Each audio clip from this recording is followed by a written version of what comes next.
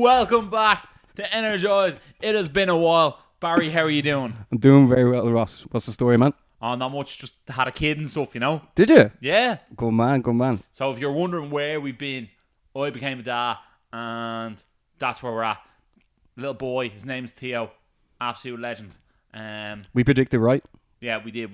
We called it to be a boy. Well, Barry called it to be a boy, and it was a boy. I also thought it was going to be a boy, but you never know. It's 50-50. Yeah, it is 50-50, isn't it? Yeah, it is indeed. So, on today's episode of the Energized Show, what are we talking about, Barry? On today's episode, we're going to be talking about the Premier League. It returns this weekend. Needless to say, everyone is excited. Everyone is excited. Yeah. Did you watch Charlie Shield? Oh, I did. It went to penalties. What you make of it? Gigi Wijnaldum, like, he let the team down, didn't he? There's always one man. Yeah, there's always one. In fairness, Liverpool definitely should have won. Like, I think they nearly scored 3 goals. Yeah. Sure, look. It's basically just a friendly.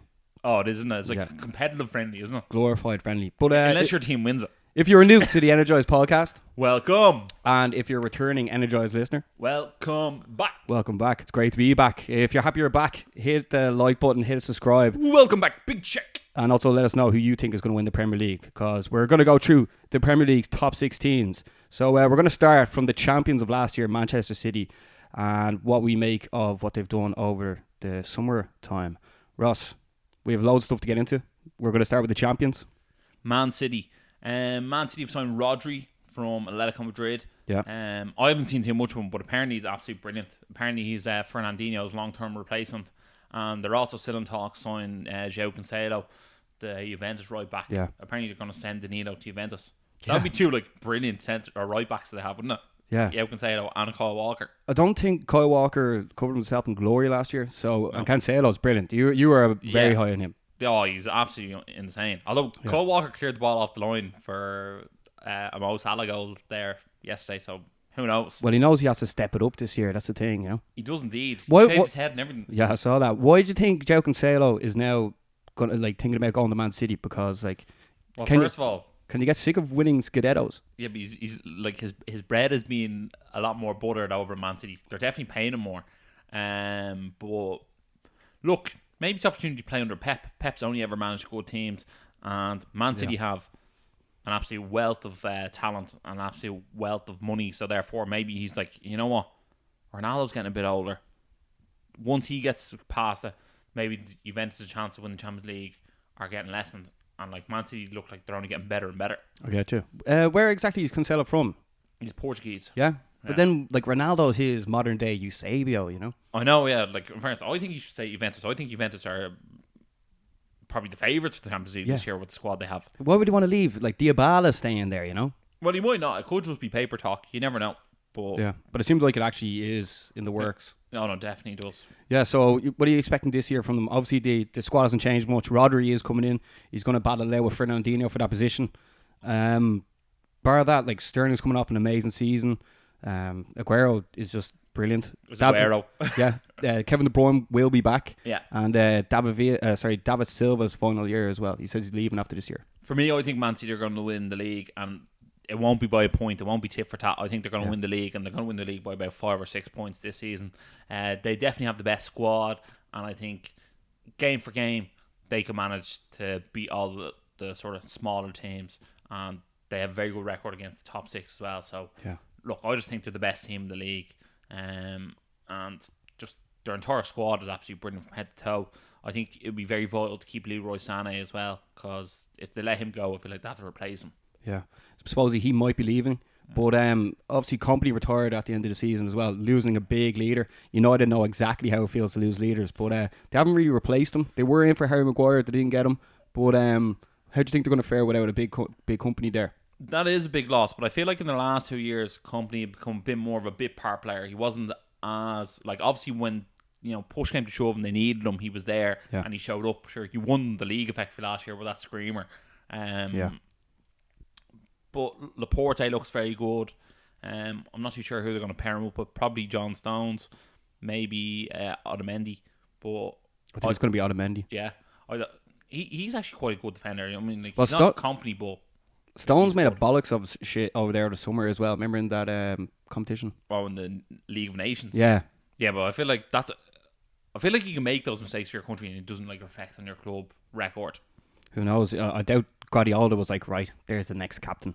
But do you think it's going to be over 100 points again for Man City this year? I think it'll be close to it. Yeah. I think they're going to get at least 90. You know, I wouldn't be surprised. I wouldn't be surprised to see Kyle Walker move into a centre half role. Maybe play like a 3 at the back? Yeah, something like that. No, that wouldn't be a bad shout.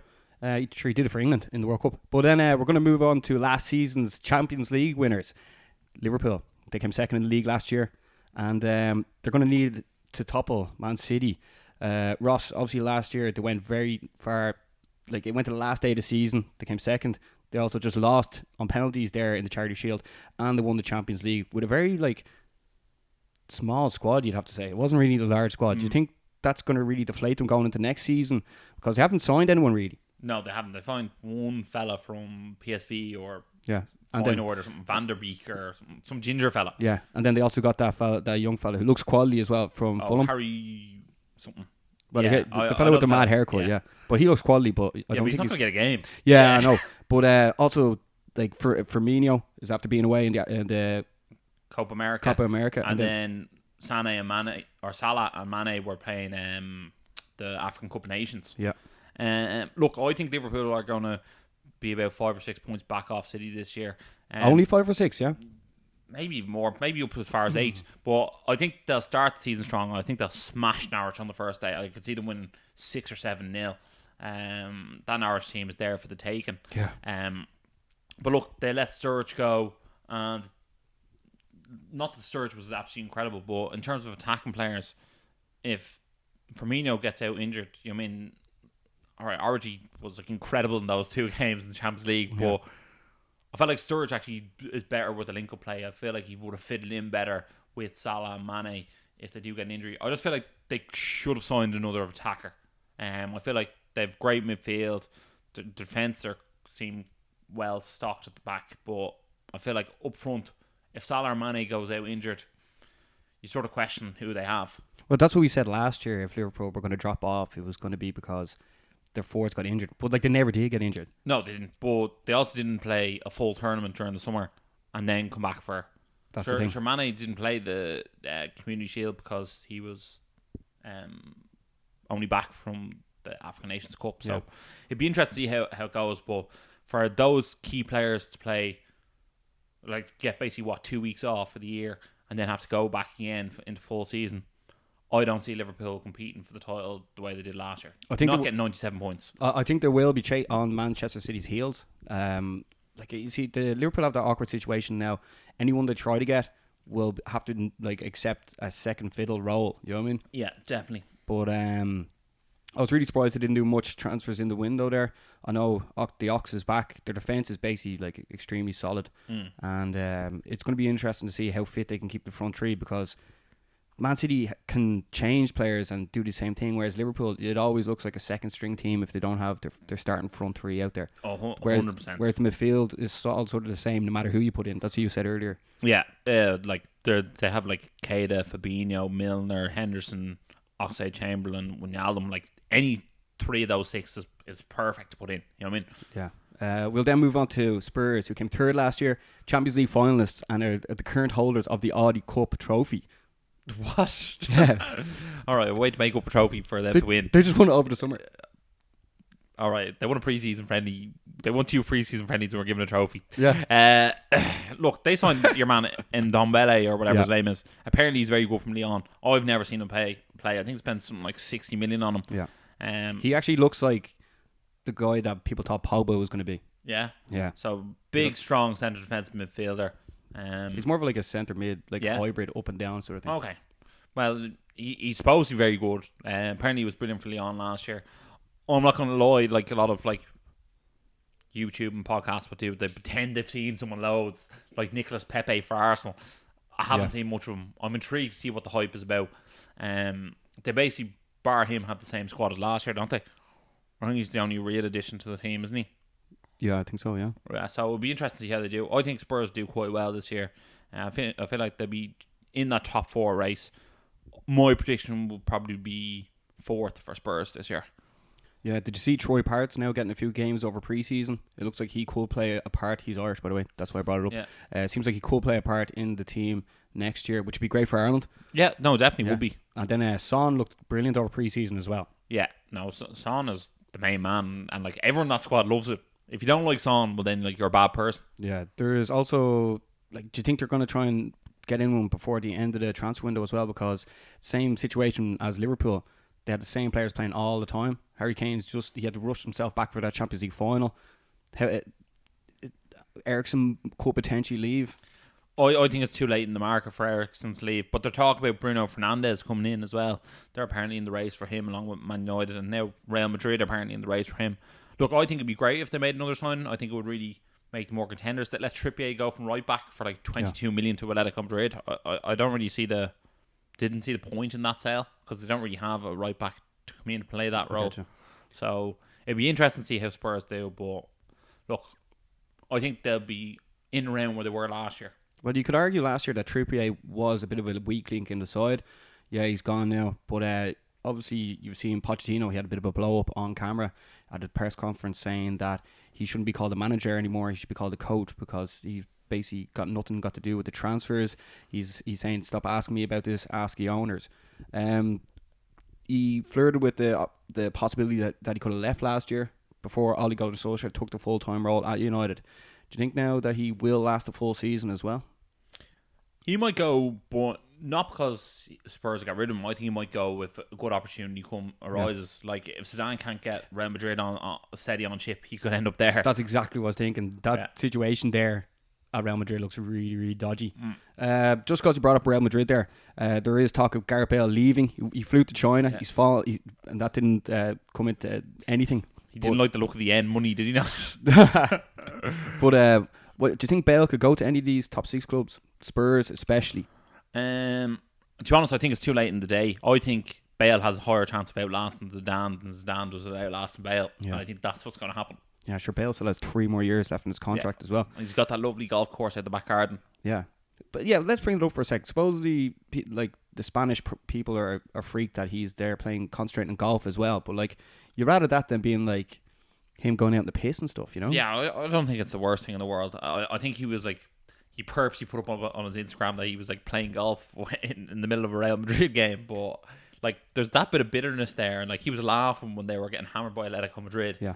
And look, he feel like he's been absolutely ostracised by the club he's played for. He's won 3 Champions League for. In fairness, he's been treated 4 Champions League for. He's been treated absolutely terribly, and like, he does deserve better.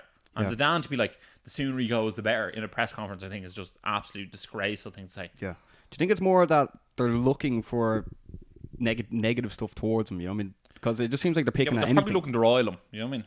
True. Yeah. It's like, get out of the club. Yeah. So, do you think Bale will leave before the end of the transfer window? Yeah, I think he will. No. I think he's going to stay where he's stay put. I think he will eventually move on, but not this transfer window. I think their transfer window's open till like the end of August, whereas the Premier League one ends on Thursday, and then the Premier League actually starts on Friday.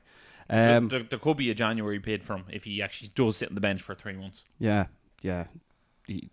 exactly. Yeah. Then we move on to Chelsea, the Europa League winners, who came 4th last year. Well, they weren't allowed by anyone, so it's going to be interesting to see for the first time ever, can Chelsea take back all those players that they always send out on loan, and then like take 2 or 3 of them and actually make something of them. New manager in Frank Lampard. Hazard's now gone as well. If you play fancy football, who I get in my team for you is Mason Mount. He seems to be doing the business in pre-season for them. He was brilliant for Derby last year with Frank Lampard. Lampard seems to trust him, so maybe go for him. Be very interesting to see where Chelsea finish, but I see them almost finishing 6th this year. Yeah. Is there, looking at their squad now, do you think Lampard coming in is going to really re-energise them? Or look, I think Lampard will get the very best out of the squad he has, but I still don't think that's going to be enough, because I don't look at that squad and go, you know what? They're in the top 4 best teams in the league. I know you just said that Mason Mount to keep an eye out for, but who do you think is going to be the real leader for them next year in attack? Well, after giving Willian the number 10 jersey, so like, they're looking for Willian to be the creative genie in that team, and I think that's who it's going to have to be. He's been there for a very long time. Maybe Pedro might have to play a few more games as well. Yeah. And what about down the middle? Who do you think is going to start? Tammy Abraham? I think Tammy Abraham will. I think Frank Lampard, like young English talent, give him a run out. Yeah, and then also Hudson-Odoi is meant to do well, but I Yeah. think he's out injured as well. Then Arsenal, who Europa League runners up.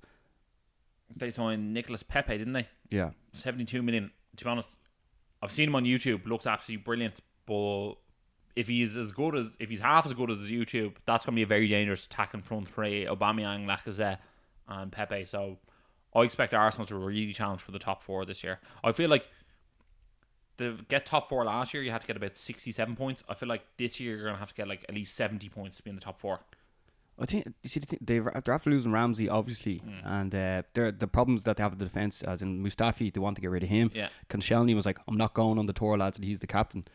I feel like their forward players, the way Aubameyang and Lacazette connect, is brilliant. But Arsenal are like a pendulum. Like, they're like brilliant shit for phases throughout the season. 100%. And if you don't have a defense, the saying is strikers win you games, but defense wins you leagues. Well, luckily for Arsenal, they're not going to win the league, so hopefully they can just win enough games to get in the top 4, and then they can worry about the defence next season, because it's not being fixed this season. Yeah, and then we'll go into the lucky number 6, Manchester United. Today, they just signed Harry Maguire. They already had Wan-Bissaka in, and Pogba is still there, and so is Lukaku. Yeah, so for me, I really like Man United's chances of breaking the top 4 this year. I think by signing Wan-Bissaka and by signing Harry Maguire, that really shores up the defence. Yeah. So I think it's going to be very hard to score against Manchester United this season. And if United don't concede, they only have to score 1 goal in the game to win. And I honestly think that they probably have maybe the best defence in the league now. Yeah, the problem is, I don't know what the situation is with Lukaku, but like, it seems like Rashford and Martial they need like 5 chances to score goals. Like, they're lacking that one player who can score 1 out of 2 shots, Sure, it's going to be hard to see where the goals come from. I think that's United's struggle at the moment. Who's going to score 15, 20 goals this season for them? They seem to like divvy out the goals quite a lot, and everyone seems to score. Like, I think Pogba, Martial and Rashford all scored like between 9 and 11 goals each last year. So it'd be interesting to see what happens. But look, Daniel James looks exciting on the wing as well. It's going to be interesting to see who slots in the number 10 role. Will it be Lingard? Will it be Mata? Who knows? But I think Man United have definitely improved.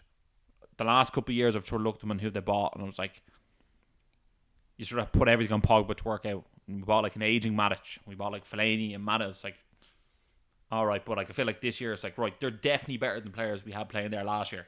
Yeah. Who do you think should be the captain of Manchester United? Because if you look at the squad, it's either like Pogba, Maguire, or else De Gea. You'd give it to. If those were your top 3 choices, what order would you pick? For me, it would almost be like Pogba or maybe even Matic. I know Matic hasn't been great, but like in terms of leaders and people look up to and like professionalism, I think Matic is up there. But I think they should give it to Pogba. They've finally decided if he's going to stay at the club, they're going to build a team around him. So, give him the captain's armband. Like, tell him to be the leader of the team. Yeah, I'd agree. Maybe Harry Maguire as well, but like, you don't want to put that extra bit of pressure, especially coming in for like 80 million. No, I think it's too early. I think it's bad giving someone the captain's armband who's come in the door, unless they're like John Terry. You know what I mean? Yeah. So you're saying go all in with Pogba this year? Well, that's the only way they're going to be successful, if they go all in. There's no point of dilly-dallying. Yeah. But so there's the top 6, Ross, right? Where do you think every team's going to come in order before we move on to the best of the rest, the relegation, top goal scorers and player of the season? City, Liverpool, United, Spurs, Arsenal, Chelsea. I'll go City, Liverpool, United, Arsenal, Spurs, Chelsea. Nice. Let's see what happens. And who's the best rest? Who finishes 7th? Because I feel like there's a race between like Wolves, Leicester and Everton. I think Wolves, just solely because they're already in a like flow of things, whereas Everton have bought some very good players, but like they have to get embedded into the side, Yeah, I think that's a good shout. If Leicester had Harry Maguire, I'd definitely say Leicester, but I think Wolves, they seem to have kept everyone who they need to keep, didn't they? Yeah? And they've like added a few players in there. Although they are in the Europa League as well, that might change things as well. But it could do. But they look like a team that loves to play football, and like it's not about getting tired. Yeah. Well, since we've just said who we think is going to come top 6 and top 7, relegation situation, Ross, who do you think is going to be chopped after come May? I think there's 2 certainties for me. I think Norwich are definitely going down. They've bought one player. Like, you can't do that. And then Sheffield United for me are definitely going down. They bought some fella, Ollie McBrooney, who I've never even heard of, for like 15 million from, I think, another Championship or League One side. I was like, that won't work. And then I think the third team, I think there's a few teams in there floating around. Burnley are there, Newcastle are there, Southampton, Brighton. But for me, I think Palace are going to really, really struggle. Like, losing Wan-Bissaka at the back was a massive loss, and I don't think Zaha is going to be enough to score enough goals. And also, if he goes, well, like, they have 110 million in the bank, Palace, but they'll be getting relegated. Yeah, they can spend it down the Championship next year. I'll agree with you. I think Norwich will go down. I think Sheffield United will go down, and then potentially Newcastle after losing Rafa Benitez, letting go of Perez. Also, getting Steve Bruce in is like almost comical, isn't it? Yeah, even though he's an Newcastle fan, Right. he used to support Sheffield United. He used to manage Sunderland, so Yeah. that might not work. And tell us this: who's going to be your top goal scorer and who's player of the season? Top goal scorer, I will go for Aguero again. Yeah. And then player of the season, Kevin De Bruyne. Nice. For me, sound picks. I'm going to go top goal scorer Harry Kane, just because I think like Aguero gets rested a bit and he doesn't play as many games. And then for me, player of the season, I'm going to go Bernardo Silva. Yeah. So there you have it, guys. There you have it. If you enjoyed the show, make sure to give it a thumbs up. Make sure to tell a friend. Make sure to subscribe. And as always, stay energized. Stay energized.